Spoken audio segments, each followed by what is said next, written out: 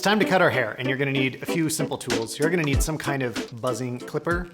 For this technique, it's tough to do it on your own with just scissors. Of course, next up, you're gonna need a good pair of sharp scissors. I realize that a lot of homes and kitchens are gonna have scissors like this. I will say that you might struggle a bit with them. Having a finer blade makes a big difference, so try to find like the smallest scissors you can. Maybe not the smallest, but this size. A comb is actually optional. I think I can do this without a comb, but if your hair demands it, you'll need a comb. And a guard. Obviously, this is gonna come with your buzzing kit. I'm gonna be using a 2. That's relatively common. You might want longer on the sides. You should also have a handheld or a small portable mirror, and you should be doing this in the bathroom. I'm in the middle of the studio, so I don't even have a mirror in front of me.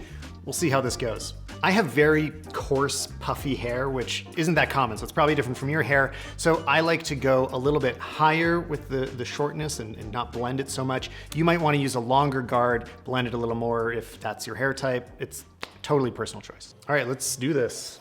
You want to start with your clippers at the bottom and move them up. So as they get closer to the top of your head, you're going to just gradually pull them outwards. The goal here is to leave it just a little bit longer near your part line. By the way, you can also wet your hair to do this. It can help you find your part line and move your hair around if you need it. Don't worry if it looks kind of dumb at this stage. You can always fade and blend that transition as you go. Just be slow and cautious at first. Oh yeah, look at that line. Look at this, maybe I should just keep this here. I use my fingers as a guide to feel the longer parts of the hair and just gradually blend them more and more and more. You can also switch to a longer guard like a 3 or a 4 as you move further up your head.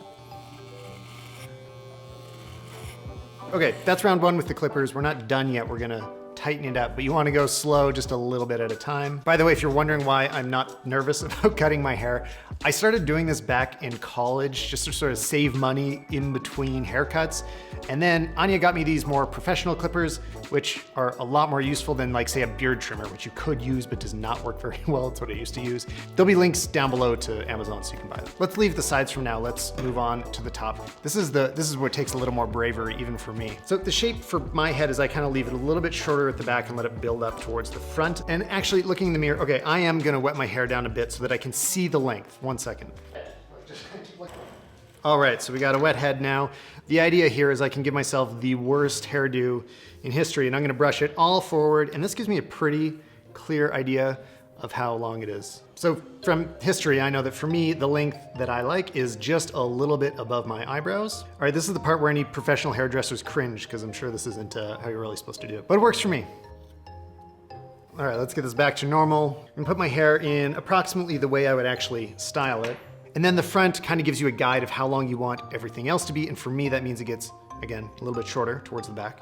And if you're cutting someone else's hair, you'd be using a comb for all of this. I just am not coordinated enough, so I use my fingers and I just pull sections back and get them to kind of match the length of what I just cut. This is really gonna test your hand-eye coordination. I wish I could make it look as effortless as my barber does, but in the end, don't worry, nobody's gonna know how long you spent struggling to cut your hair properly. I do this really gradually, just like a little chunk at a time. Don't take it all at once. A lot of this goes by feel as well, so when I'm pulling it out, I kind of get a sense of how long it should be. So it's not just the way that it looks in the mirror, also feel how long it is.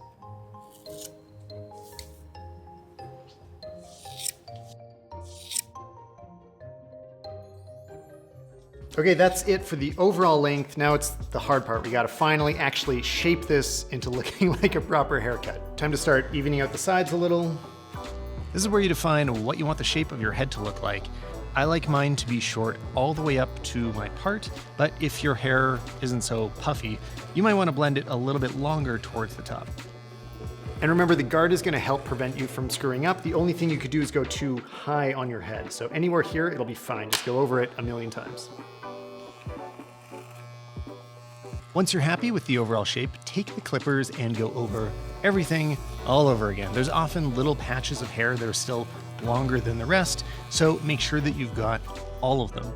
For me, there's a difference how I trim each side. I do leave a little more length under the hair that is being pulled to this side, where the actual part, I can go much tighter so that it's short almost all the way to the longer hair. There's not much transition for me.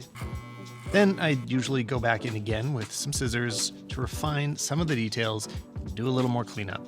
So now we're gonna clean up around the ears. At the barber, they have a smaller clipper they typically use.